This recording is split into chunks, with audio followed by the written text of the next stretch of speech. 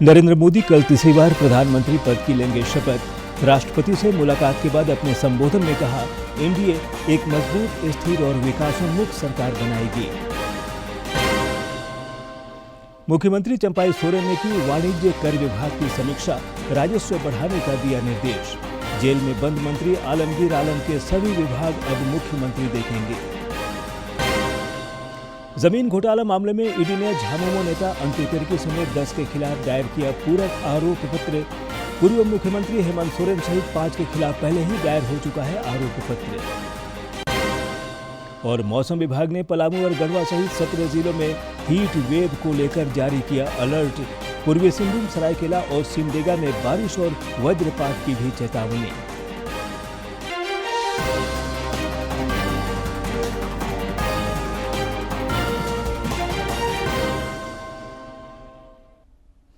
नमस्कार, खबरें झारखंड में आपका स्वागत है।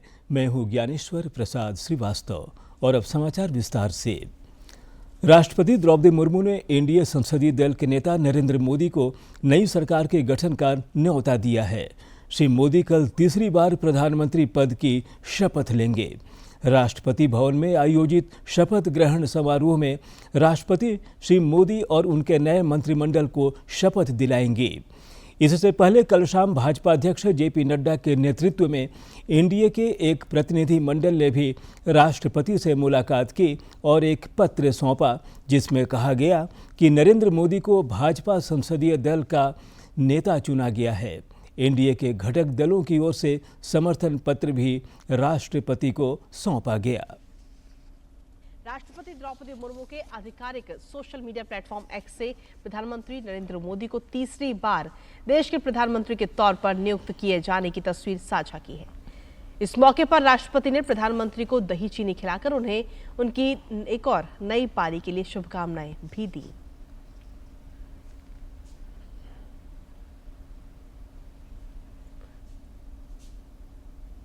राष्ट्रपति से मुलाकात के बाद राष्ट्रपति भवन के बाहर देशवासियों को संबोधित करते हुए नरेंद्र मोदी ने कहा कि एनडीए एक मजबूत, स्थिर और विकासोन्मुख सरकार बनाएगी। एनडीए 2 और एनडीए 3 ये एक निरंतरता है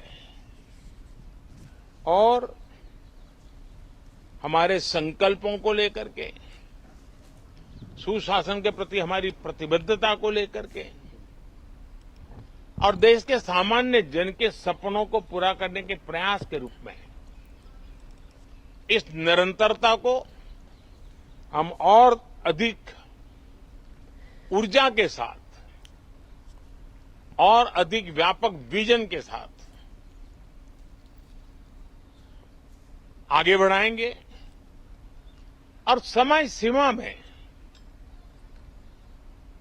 लक्ष्यों को प्राप्त करने का हमारा प्रयास रहेगा। 2014 में मैं बहुत नया था। मुझे अब एक लंबे समय तक इस कार्य का अनुभव मिला है, हमारी टीम को अनुभव मिला है और इसलिए हमारे लिए अब तुरंत ही काम को आगे बढ़ाना बहुत ही सरल रहने वाला है और इस अनुभव का लाभ भी देश की सेवा करने में मिलने वाला है। राष्ट्रपति भवन में कल आयोजित होने वाले शपथ ग्रहण समारोह में कई राष्ट्रों के राष्ट्राध्यक्ष शामिल होंगे। बांग्लादेश की प्रधानमंत्री शेख हसीना, भूटान के राजा जिग्मे खेसर नामग्याल वांगचुक और नेपाल के प्रधानमंत्री पुष्प कमल दहल सहित कई गणमान्य लोग शामिल होंगे।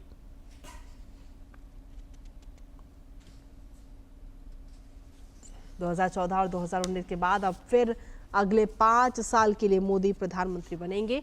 इस अवसर पर भारत के पड़ोसी देश और हिंद महासागर क्षेत्रों के नेताओं को विशिष्ट अतिथि के रूप में आमंत्रित किया गया है। श्रीलंका के राष्ट्रपति रानिल विक्रमसिंघे, मालदीव के राष्ट्रपति डॉक्टर मोहम्मद मुइज्जू, सेशल्स के उपराष्ट्रपति अहमद अफीफ, बांग्लादेश के प्रधानमंत्री शेख हसीना, मॉरिशस के प्रधानमंत्री प्रविंद कुमार जुगनौथ, नेपाल के प्रधानमंत्री पुष्पकमल दहल और भूटान के प्रधानमंत्री शेरिंग टोब्गे ने शपथ समारोह में शामिल होने का निमंत्रण स्वीकार कर लिया है। समारोह में भाग लेने के अलावा ये नेता राष्ट्रपति द्रौपदी मुर्मू की ओर से आयोजित भोज में भी शामिल होंगी।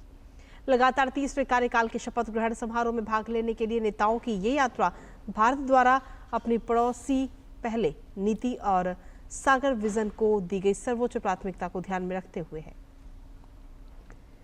खास बात यह है कि मोदी सरकार के शपथ ग्रहण समारोह में श्रमिकों और स्वच्छाग्रहियों को भी विशेष तौर पर आमंत्रित किया जा रहा है।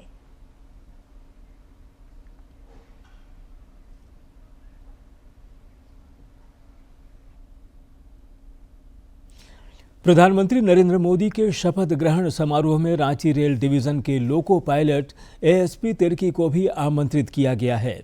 रांची हावड़ा और रांची बनारस वंदे भारत ट्रेन के लोको पायलट श्री तिर्की कल शपथ ग्रहण समारोह में शामिल होने के लिए दिल्ली पहुंचे। श्री तिर्की ने कहा कि यह निमंत्रण पाकर उन्हें बड़ी खुशी मिली है।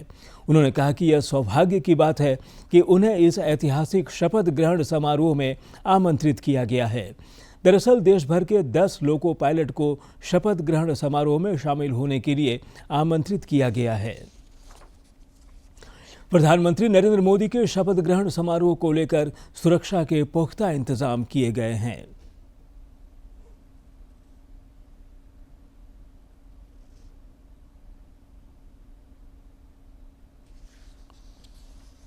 देश की राजधानी दिल्ली में सुरक्षा व्यवस्था इस वक्त कड़ी कर दी गई है। नरेंद्र मोदी तीसरी बार रविवार को प्रधानमंत्री पद की शपथ लेंगे। दिल्ली पुलिस ने शपथ ग्रहण समारोह के दौरान पैरामोटर्स, हैंग ग्लाइडर, ड्रोन और गर्म हवा के गुब्बारे सहित उप पारंपरिक हवाई प्लेटफॉर्मों की उड़ान पर भी प्रतिबंध लगा दिया है। ये प्रतिबंध 9 और 10 जून तक लागू रहेगा।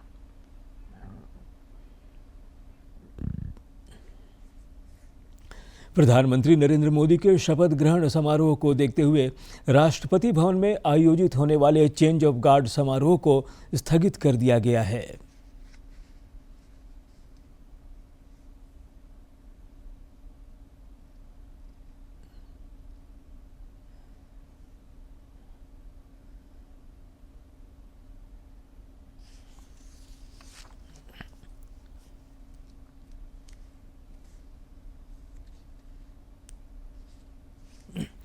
मुख्यमंत्री चंपाई सोरेन ने वाणिज्य कर विभाग को चालू वित्तीय वर्ष की पहली तिमाही में राजस्व प्राप्ति के निर्धारित 6,000 करोड़ रुपए का लक्ष्य हासिल करने का निर्देश दिया है। मुख्यमंत्री ने कल वाणिज्य कर विभाग के राजस्व संग्रहण की समीक्षा करते हुए कहा कि ओडिशा, बिहार, छत्तीसगढ़ और बंगाल जैसे राज्यों का आकलन कर जीएसटी की तुलनात्मक रिपोर्ट तैयार करें ताकि झारखंड भी केंद्र सरकार के समक्ष अपनी मांग रख सके। इस मौके पर वाणिज्य कर विभाग की ओर से बताया गया कि चालू वित्तीय वर्ष की पहली तिमाही में 6,000 करोड़ रुपए के राजस्व संग्रहण की लक्ष्य की तुलना में 3,500 करोड़ रुपए टैक्स की वसूली की जा चुकी है। मुख्यमंत्री चंपाई सोरेन ने टेंडर कमीशन घोटाला मामले में जेल में बंद ग्रामीण विकास मंत्री आलमगीर आलम के विभाग अपने पास ले लिया है। इस संबंध में मंत्रिमंडल सचिवालय एवं समन्वय विभाग ने अधिसूचना जारी कर दी है। विभागीय सचिव वंदना डाडेल के अनुसार मुख्यमंत्री के पास पूर्व से आवंटित विभागों के अतिरिक्त संसदीय कार्य विभाग, ग्रामीण विकास विभाग, ग्रामीण कार्य विभाग और पंचायती राज विभाग आवंटित किया गया है। पूर्व से आवंटित सभी विभाग मुख्यमंत्री के पास यथावत रहेंगे। यह तत्काल प्रभाव से मान्य होगा। गुमला व्यवहार न्यायालय में आज मोटर यान दुर्घटना दावा को लेकर एक विशेष लोक अदालत का आयोजन किया गया। इस दौरान करीब 25 मामलों का निपटारा किया गया। इसकी जानकारी देते हुए प्रधान जिला एवं सत्र न्यायाधीश ध्रुव चंद्र मिश्र ने बताया कि मोटरयान दुर्घटना दावा मामले में पीड़ित परिवारों को बीमा राशि के दावा का भुगतान करने के लिए उन्होंने कई चरणों में बैठक की और पीड़ित परिवारों को भुगतान कराने के लिए बीमा कंपनियों से वार्ता की गई। उन्होंने बताया कि गुमला की अदालत में इस प्रकार के करीब 246 मामले लंबित हैं। उन्होंने कहा कि आगे भी इसी तरह के और लोक अदालत लगाकर अधिक से अधिक मामलों का निपटारा कर लोगों को राहत दिलाने का प्रयास किया जाएगा। आगामी 29 जून को विशेष लोक अदालत के आयोजन के मद्देनजर रामगढ़ कोर्ट में कल महत्वपूर्ण बैठक हुई। बैठक में प्रधान जिला एवं सत्र न्यायाधीश आलोक कुमार दुबे ने सभी प्रशासनिक अधिकारियों को ज्यादा से ज्यादा मामले के निपटारे को लेकर उचित दिशा निर्देश दिए।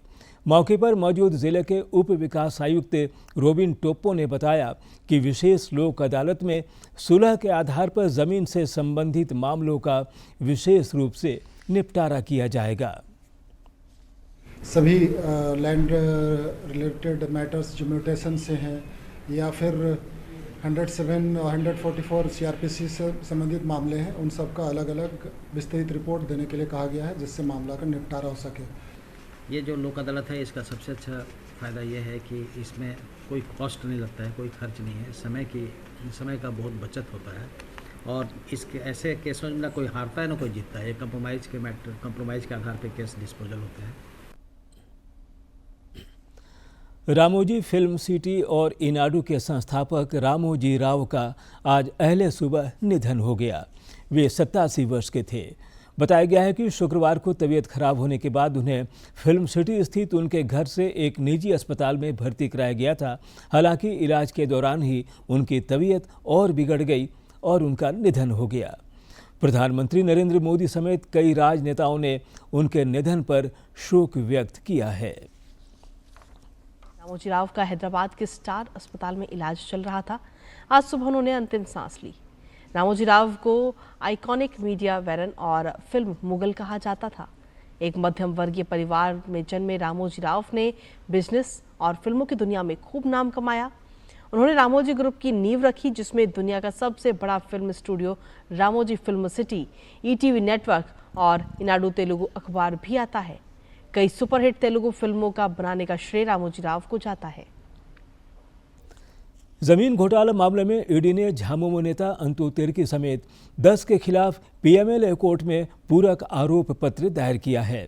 ईडी ने कोर्ट में बताया कि सभी आरोपियों ने आपसी मिलीभगत से जमीन के मूल दस्तावेज में हेराफेरी कर प्रतिबंधित श्रेणी की जमीन को प्रतिबंध मुक्त किया और उसकी खरीद बिक्री की तथा इसके बदले में भारी मात्रा में रुपए का भी लेन देन किया गया। ईडी ने रांची के सदर थाने में 1 जून 2023 को दर्ज प्राथमिकी के आधार पर अपने यहां दर्ज ECIR में यह चार्जशीट दायर की है। इस मामले में पूर्व मुख्यमंत्री हेमंत सोरेन सहित 5 के खिलाफ पहले ही आरोप पत्र दायर हो चुका है। केंद्रीय गृह मंत्रालय ने झारखंड में नक्सल प्रभावित जिलों के आधार पर इसका वर्गीकरण कर राज्य सरकार को रिपोर्ट भेजी है। इस रिपोर्ट के अनुसार राज्य में अब 5 जिले ही नक्सल प्रभावित रह गए हैं। इनमें गिरिडीह, गुमला, लातेहार, लोहरदगा और पश्चिमी सिंहभूम शामिल है। वहीं देश के 5 राज्यों के 12 सबसे अधिक नक्सल प्रभावित जिलों की श्रेणी में झारखंड का सिर्फ पश्चिमी सिंहभूम जिला शामिल है। मंत्रालय की रिपोर्ट के मुताबिक राज्य के 4 जिले गिरिडीह, गुमला, लातेहार और लोहरदगा में धीरे धीरे नक्सली कमजोर हुए हैं या नक्सली घटनाओं में कमी आई है। राज्य में अपराध नियंत्रण और विधि व्यवस्था समेत विभिन्न बिंदुओं पर 10 जून को पुलिस महानिदेशक अजय कुमार सिंह ने पुलिस अधिकारियों की महत्वपूर्ण बैठक बुलाई है। पुलिस मुख्यालय में होने वाली इस बैठक में अवैध मादक पदार्थ, शराब की बरामदगी, पोक्सो एक्ट से जुड़े केस को लेकर सभी जिलों के पुलिस अधीक्षकों से रिपोर्ट मांगी गई है। इस बैठक में सीआईडी स्पेशल ब्रांच, पुलिस मुख्यालय के अलावा सभी जोनल आईजी और डीआईजी शामिल होंगे। दरअसल राज्य में विधि व्यवस्था सहित अन्य मुद्दों को लेकर मुख्यमंत्री 11 जून को बैठक करने वाले हैं। रांची रेल मंडल से चलने वाली 36 ट्रेनों की समय सारणी में 11 जून से बदलाव किया जा रहा है। समय सारणी से जुड़े बदलाव संबंधी सूची मंडल रेल प्रबंधक कार्यालय की ओर से जारी कर दी गई है। मंडल की ओर से यह भी कहा गया है कि लोग यात्रा शुरू करने से पहले समय सारणी एक बार जरूर देख लें ताकि उन्हें यात्रा करने में कोई कठिनाई न हो। जिन ट्रेनों की समय सारणी में बदलाव किया गया है उनमें हटिया पुरी, हटिया बेंगलुरु और हटिया राउरकेला समेत कई महत्वपूर्ण रेलगाड़ियां शामिल हैं। और अब देखते हैं फटाफट अंदाज में जिलों की खबरें।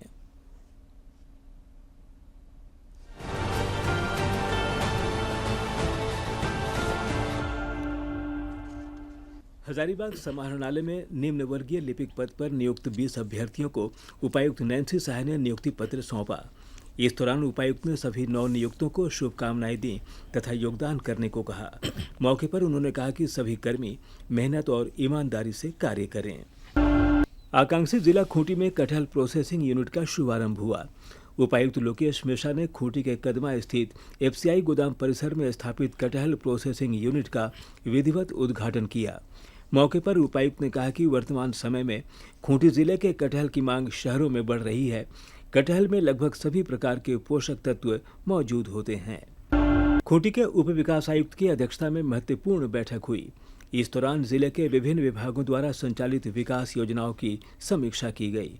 मौके पर संबंधित विभागों के अधिकारियों द्वारा विकास योजनाओं से संबंधित प्रतिवेदनों का अवलोकन करने के पश्चात उचित दिशा निर्देश दिया गया। पलामू के जिला शिक्षा पदाधिकारी डॉक्टर दुर्गानंद झा से झारखंड राज्य सहयोगी शिक्षक संघ के प्रतिनिधि मंडल ने मुलाकात की। इस दौरान प्रतिनिधि मंडल ने 4% मानदेय वृद्धि को लेकर एक ज्ञापन सौंपा। कोडरमा जिले के जयनगर प्रखंड में प्रखंड विकास पदाधिकारी सह अंचलाधिकारी, थाना प्रभारी और सहायक अवर निरीक्षक तथा जिला से आए सशस्त्र बल के साथ अवैध बालू के खनन को लेकर छापेमारी अभियान चलाया गया। इस दौरान हिरोडी से गम्हरबाद जाने वाली सड़क पर गैडे फैक्ट्री ग्राम गम्हरबाद थाना जयनगर के पास से बालू लदे 2 ट्रैक्टर को चालक छोड़कर फरार हो गए। पलामू जिले के पांकी थाना क्षेत्र से पुलिस ने 2 अलग अलग मामलों में कार्रवाई कर कोयला लदे ट्रक को जब्त किया है, जबकि केंदू पत्ता लदे एक ऑटो पर भी कार्रवाई की गई है। दोनों वाहनों में सवार 5 लोगों को गिरफ्तार किया गया है। सभी को न्यायिक हिरासत में भेज दिया गया है। राष्ट्रीय तंबाकू नियंत्रण कार्यक्रम के अंतर्गत खूंटी जिले में खाद्य सुरक्षा पदाधिकारी और जिला परामर्शी एनटीपीसी के नेतृत्व में खूंटी शहरी क्षेत्र की 15 दुकानों में छापेमारी की गई। इस दौरान कोटपा 2003 की अलग अलग धाराओं के उल्लंघनकर्ताओं से जुर्माना वसूला गया। सभी दुकानदारों को चेतावनी दी गई कि वे तंबाकू उत्पादों की बिक्री न करें। खूंटी जिले के तोरपा प्रखंड के ग्रामीण इलाकों में जंगली हाथियों का आतंक कम होने का नाम नहीं ले रहा है।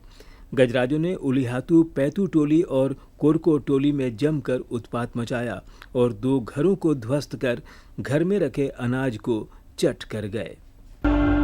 पलामू जिले के हैदरनगर थाना क्षेत्र के संतोषडी गांव के पास नहर में ट्रैक्टर पलटने से एक युवक की दर्दनाक मौत हो गई। पुलिस मामले की छानबीन में जुटी है। बड़कागांव गुंदलपुरा खनन परियोजना के तहत अग्निवीर की लिखित परीक्षा में सफल सभी 5 छात्रों को सम्मानित किया गया। इस दौरान युवाओं को सम्मान स्वरूप टी-शर्ट, ट्रॉफी और उच्च गुणवत्ता वाले जूते प्रदान किए गए। इन जूतों की मदद से इन्हें शारीरिक दक्षता परीक्षा में उत्तीर्ण होने में मदद मिलेगी।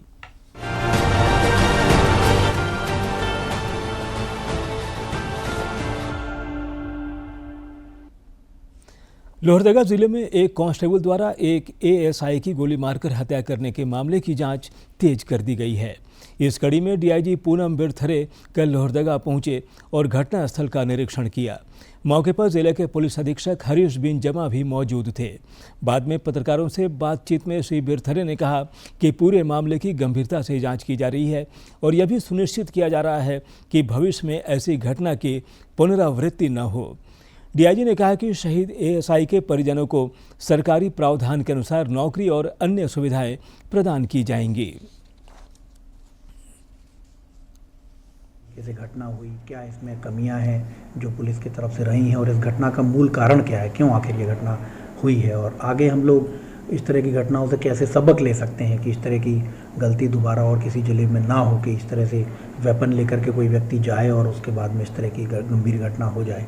और जो हमारे शहीद हैं जिनकी इसमें घटना में डेथ हुई है उनकी फैमिली को भी जो है हम लोगों को तरफ से पूरा सहयोग रहेगा और उनकी फैमिली को अनुकंपा के आधार पर नौकरी और जो अन्य प्रावधान है वो भी सुनिश्चित हों। जमशेदपुर के साकची स्थित बौद्ध मैदान में आज से 2 दिवसीय विद्यापति स्मृति पर्व समारोह की शुरुआत हो रही है। समिति के महासचिव सुजीत झा ने बताया कि समारोह में राज्य के स्वास्थ्य मंत्री बन्ना गुप्ता, मुख्य अतिथि के रूप में शामिल होंगे। समारोह में विधायक सरयू राय और एसडीओ पारुल सिंह भी शामिल होंगे।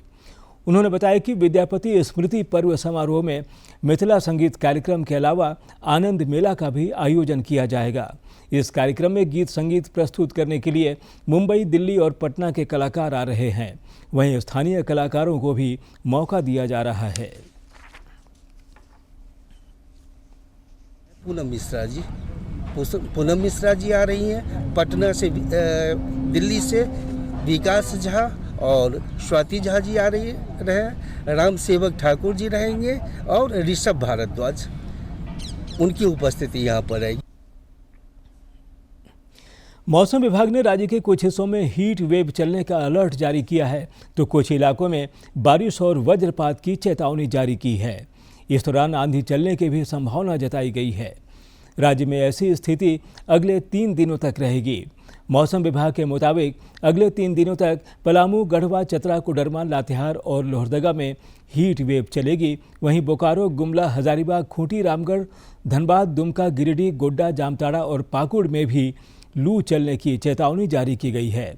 इसके विपरीत रांची, पूर्वी सिंहभूम, सिमडेगा और सरायकेला खरसां के अलावा कुछ अन्य हिस्सों में बारिश और वज्रपात की चेतावनी जारी की गई है।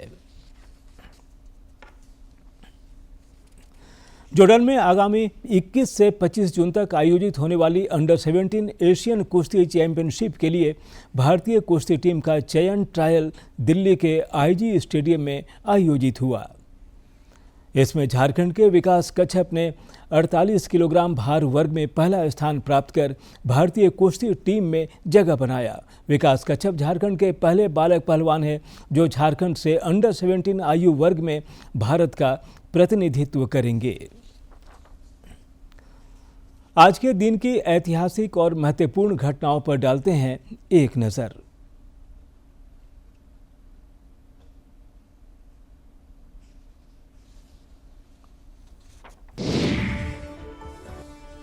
आठ जून साल 1936 को भारत की सरकारी रेडियो सेवा इंडियन स्टेट ब्रॉडकास्टिंग सर्विस का नाम बदलकर ऑल इंडिया रेडियो किया गया। साल 1935 को लियोनेल फिल्डेन भारत के पहले कंट्रोलर ऑफ ब्रॉडकास्टिंग बने। उस समय वह बीबीसी से आए थे। तब देश में रेडियो को इंडियन स्टेट ब्रॉडकास्टिंग के नाम से जाना जाता था। भारत में रेडियो प्रसारण की शुरुआत मुंबई और कोलकाता में साल 1927 में 2 निजी ट्रांसमीटरों से शुरू हुई। 8 जून साल 1948 को एयर इंडिया ने भारत और ब्रिटेन के बीच पहली हवाई सेवा शुरू की। एयर इंडिया भारत की पहली विमान सेवा है जिसे भारत के भीतर और बाहर एक किफायती विमानन सेवा के तौर पर जाना जाता है। इस सेवा ने दोनों देशों के संबंधों की नींव पुख्ता करने में महत्वपूर्ण भूमिका निभाई। उस विमान में जहांगीर, रतनजी, दादाभाई टाटा और नवाब अमीर अली खान जैसे दिग्गज सवार थे। एयर इंडिया का मालाबार प्रिंसेस नाम का यह विमान 40 सीटों वाला था जिसकी कमान KR गुजदार के हाथ में थी। उस दौरान बम्बई यानी आज के मुंबई से लंदन पहुंचने में 24 घंटे लगे थे, जबकि आज यह दूरी महज लगभग 10 ही घंटे में तय की जाती है।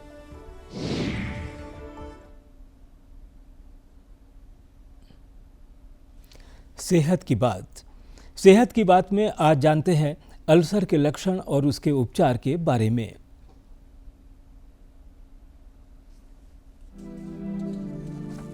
नॉन हीलिंग अल्सर यानी ठीक ना होने वाले अल्सर एक स्थिति है जो चुनौतीपूर्ण साबित हो सकती है। वरन या अल्सर का ठीक होना शरीर की एक प्राकृतिक प्रक्रिया है। अल्सर को दोष, दुष्टि और विभिन्न सूक्ष्म जीवों से बचाया जाना चाहिए जो घाव भरने के प्राकृतिक क्रम में बाधा उत्पन्न करते हैं, जिसकी वजह से घाव या अल्सर का भरना मुश्किल हो जाता है और अल्सर ठीक नहीं होते। नॉन हीलिंग अल्सर्स जो 6 हफ्ते में किसी का व्रण अगर भरता नहीं है तो उसको नॉन हीलिंग अल्सर्स कहते हैं। जिसके लक्षण होते हैं उसमें से कंटिन्यूस पस डिस्चार्ज होना, पूयस्त्राव होना, उसमें से दुर्गंधता आना, खून रिसना, पानी उसमें से रिसना और बार बार इन्फेक्शन होना। इसके वजह से रुग्ण की जो लाइफस्टाइल है वो बहुत ही खराब हो जाती है। बहुत बार पैर काटने की सलाह दिया जाता है, लेकिन हम लोग आयुर्वेद की औषधियों द्वारा हम लोग इसको बचा सकते हैं। यदि मधुमेह होने का संदेह हो, बार बार पेशाब आना, प्यास लगना, तीव्र भूख लगना, असामान्य वजन कम होना या बढ़ना, थकान और दृष्टि का धुंधला होना, ऐसे लक्षण हो या फिर कोई घाव जो ठीक ना हो रहा हो, ऐसे असामान्य लक्षण होने पर तुरंत विशेषज्ञ को दिखाना चाहिए। सबसे इम्पोर्टेंट एक कारण है वो है प्रमेह, इसका मतलब डायबिटीज। जो डायबिटीज में अल्सर्स होने का कारण ये होता है कि उनको पेरिफेरल वैस्कुलर डिसीज हो जाते हैं, जिसमें कि रक्तवाहिनी जो है ब्लड सप्लाई उसका कम हो जाता है। इसके कारण डायबिटीज में नॉन हीलिंग अल्सर्स होने के कारण ज़्यादा होते हैं। इसी के साथ साथ में जिसमें ब्लड वाहिनी, रक्तवाहिनी जो है वो संकोच हो जाती है किसी किसी पेशेंट में धूम्रपान के कारण, जिसको थ्रोम्बोएंजाइटिस ऑब्लिटरेंस कहते हैं, जिसके कारण गैंग्रीनस अल्सर्स हो जाते हैं। इसी के साथ में वेरिकोज वेन्स के कारण भी अल्सर्स हो जाते हैं, जो कि अल्सर्स भरते नहीं है। और भी बहुत बार इन्फेक्शन, अंडरलाइंग इन्फेक्शन होता है, जिसके ऑस्टियोमाइलाइटिस जैसे रोग होते हैं कि जिसमें अंडरलाइंग इन्फेक्शन बोन में, हड्डियों में रहता है। ठीक न होने वाले अल्सर के कई कारण हो सकते हैं। Non healing ulcer, pressure ulcer, venous ulcer या मधुमेह रोगियों में होने वाले अल्सर हो सकते हैं। मधुमेह रोगियों में ठीक न होने वाले अल्सर काफी देखे जाते हैं। आयुर्वेद में प्रचलित आयुर्वेद के प्राचीन और समय परीक्षित उपचार भी ऐसे अल्सर को ठीक करने में उपयोगी है। आचार्य सुश्रुत भारतीय शल्य चिकित्सा के जनक, जिन्होंने शास्त्रीय ग्रंथ सुश्रुत संहिता में अल्सर का विस्तार से वर्णन किया है और उसके लिए उपचार भी बताए हैं। सुश्रुत द्वारा वर्णित घाव भरने की प्रक्रियाएं आज भी काफी उपयोगी सिद्ध होती है।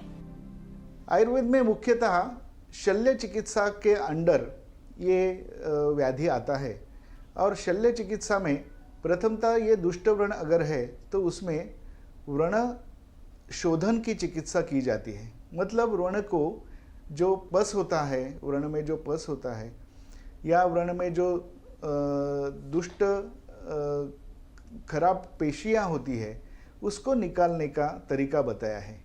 इसके लिए अनेक विध शस्त्र कर्म का उपयोग भी किया जाता है।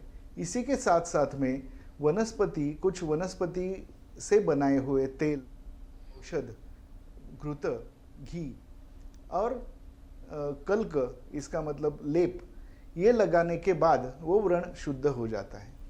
ये व्रण शुद्ध होने के बाद उसमें रोपण, व्रण रोपण किया जाता है। मतलब व्रण घाव भरने के लिए जो आवश्यक। और अब देखते हैं मुख्य समाचार।